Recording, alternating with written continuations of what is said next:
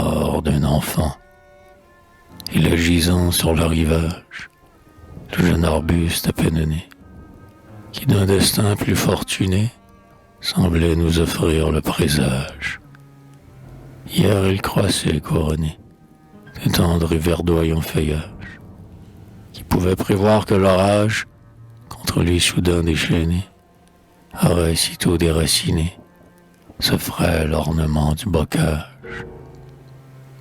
Repose en paix, aimable enfant, qui, par un arrêt trop sévère, comme une étoile passagère, n'est venu briller qu'un instant aux yeux attendris de ta mère, et qui, sensible et caressant, durant ton séjour sur la terre, souriait même en approchant de la longue nuit funéraire où t'as replongé le néant.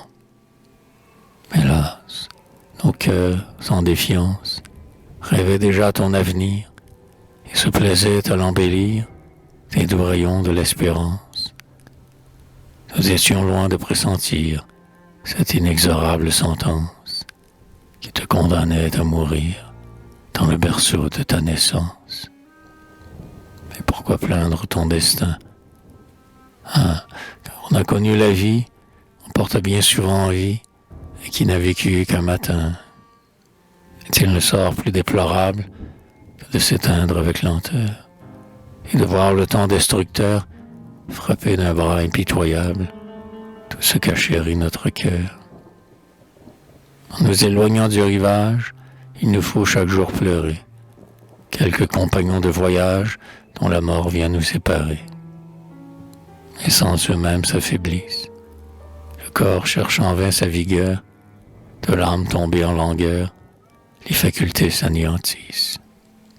Les accès du cœur sont fermés et, presque détachés de l'être, on cesse enfin de reconnaître ceux que l'on a le plus aimés.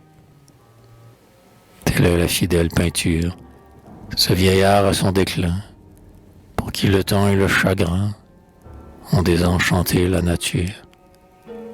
Combien ton partage est heureux, enfant qui meurt à ton aurore, sans avoir pu connaître encore tant de supplices douloureux.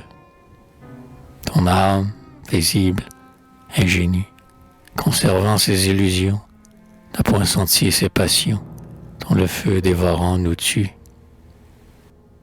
Tes ennemis insidieux n'ont point trompé ta confiance. Tu croyais voir la bienveillance sur tous les fronts, dans tous les yeux, et tu revoles vers les cieux avec ton heureuse ignorance. On n'est plus digne de pitié lorsqu'une triste expérience vous a montré l'indifférence où l'on espérait l'amitié. Ta course est bien vite accomplie, mais tu n'as connu ni remords, ni crainte, ni mélancolie. Tu n'as fait qu'effleurer les bords du calice amer de la vie, en t'accordant de plus longs jours dans ce royaume de misère. Le sort qui ferme ta paupière t'aurait fait regretter le cours de ta félicité première.